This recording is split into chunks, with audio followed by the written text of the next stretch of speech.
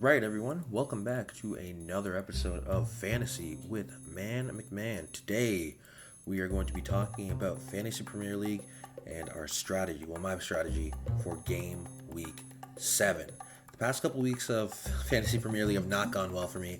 Just some unlucky bounces, some just bad fixtures, teams not playing up to their potential and other teams exceeding their potential, and it seems like every single time anything like that happened, it went against me. However, it seems like this week I may have put an end to my bad fantasy luck. Fingers crossed, because fantasy UCL for me this week went phenomenally. I ended up putting up 88 points this week in fantasy UCL. That's as good as it can get for me. Even then, even with the 88 points, there were still some missteps on my part. That's how good of a game week was. It was 88 points, and I could have done better if I wasn't, a bit of a clown. But past is the past. We move forward now. We got Game Week 7. Today, we'll go over the results that happened with Game Week 6, talk about what went wrong, and how I'm moving forward for Game Week 7. So, let's get after it. All right, so Game Week 6. It was bad. Honestly, the entire month of September just was not good for me in terms of Fantasy Premier League. Hopefully, October will be a bounce back month. But let's talk about what happened in Game Week 6 and, why I wasn't happy with the game week.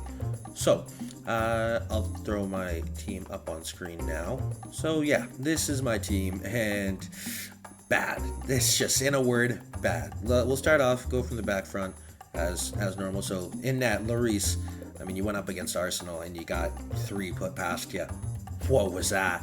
I know it's North Islander Derby, and, nerves or whatever. Honestly, you know what? There is no excuse. You were going up against Arsenal, whose only victories, air quotes, were against Norwich and Burnley. You are a team that got beat worse by Arsenal than they did against Norwich and Burnley. You get what that relatively states about your team, don't you? Don't you, Tottenham? Ooh, tough time to be a Tottenham fan, I will tell you that. Glad I'm not, but I was a United fan this game week, so I'm going to keep my mouth shut. Rounding out the defense, Luka Dean was decent. I don't expect more than for him to, in a good matchup, to just get the 2 points for the 60 minutes played and a clean sheet. Unfortunately, he also picked up a yellow card, but that happened. Same thing with Ruben Diaz. Going up against Chelsea, it was one of those things where if Lukaku didn't perform, that meant that chances are Diaz got a clean sheet, and lo and behold, that's what happened. The disappointment, though, Trent. I love that they go up against a newly promoted side and then they draw 3-3. It happened last year against Leeds, except, they came out on top. But honestly, scoreline doesn't matter if your players don't put up any stats. And look at that. 1 point for Trent.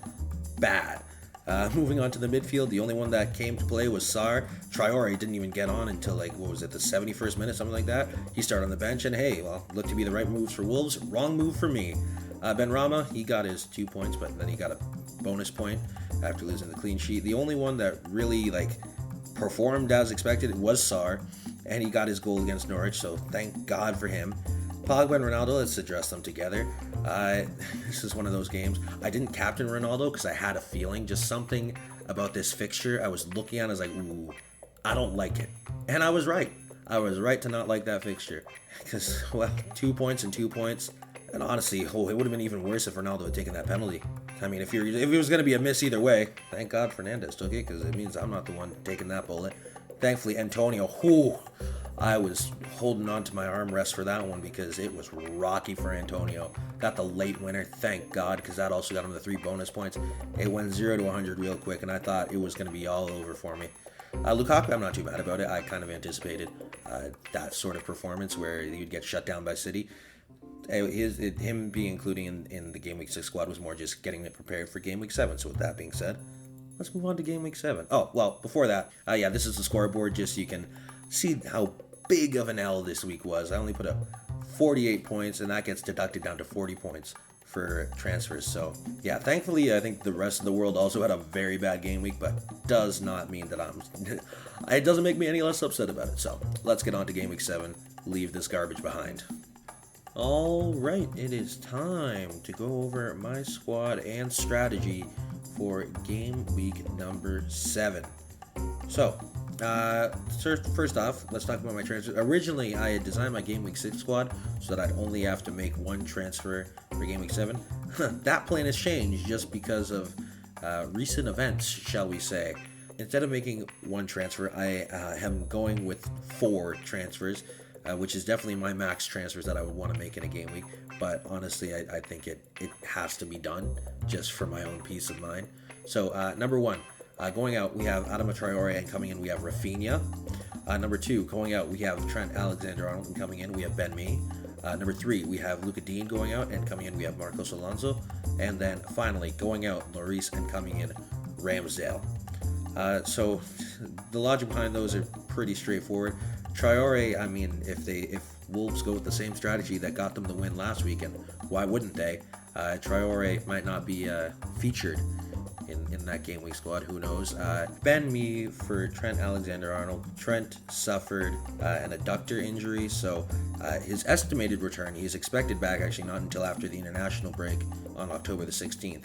So what I'm thinking there is, if I have to transfer out Ben Mee for Trent again, I have no issue with that, but I am going to play it safe just in case. I'm getting a little bit of vibes that it's like what happened to Dominic Calvert-Lewin before the first international break, where it's just one of those things where, yeah, after the international break, he's expected to be back, and we'll have to. It's a very much a wait and see situation. So just because he's expected back doesn't necessarily mean he will be back. If I knew for certain that it was just like a minor injury, if I knew he was going to play for England during the international break, I would have kept him and just put him on the bench and just probably put in Livramento or Janssen and just taken the L there. But given that he is saying no, he's not going to be seeing any action whatsoever till after the international break, I wouldn't blame Jurgen Klopp for taking a step back and saying maybe we hold him out, because he has no issue, as you saw this weekend, just putting in James Milner and rolling with that, because that worked well for him. And I think after the international break, they go up against Watford. So if they just say, okay, let's rather be safe than sorry with Trent, it wouldn't surprise me. So just in case, I've taken him out, but if I need to bring him back in, that's fine. Luka Dean's going up against United, and it was more so that it's not Dean going up against United, it's more that I wanted a Chelsea defender, such as Alonso, because he is both great. He gets the defender clean sheet points or whatever, and then he's also getting involved in the attack, which means if he scores a goal, it's way more valuable. And finally, Lloris, yeah, I've given up on that. He's going up against Villa this weekend. I have no faith in him. It's plain and simple. I have no faith in Lloris. I brought in Ramsdale just because, well, why not ride the Arsenal hype train? And he only cost 4.5, so it was a more prudent financial move. As for the rest of the team, so let's talk about how the team shapes up altogether. This is what my team is looking like. In goal, we have Ramsdale going up against Brighton. I'm not banking on points here. I'm not expecting. Yes, he is going to get 6 points. Otherwise, it's a failure. It's more of a wait and see. I believe in him just a little bit. I don't have complete belief in him, but just enough. He's been on too many relegated sides for me to have unwavering belief in him. Backline of Alonso, me, and Diaz. It's more just I'm holding him for this game week. I'm not expecting major points. If it happens, fantastic, but I'm not expecting anything.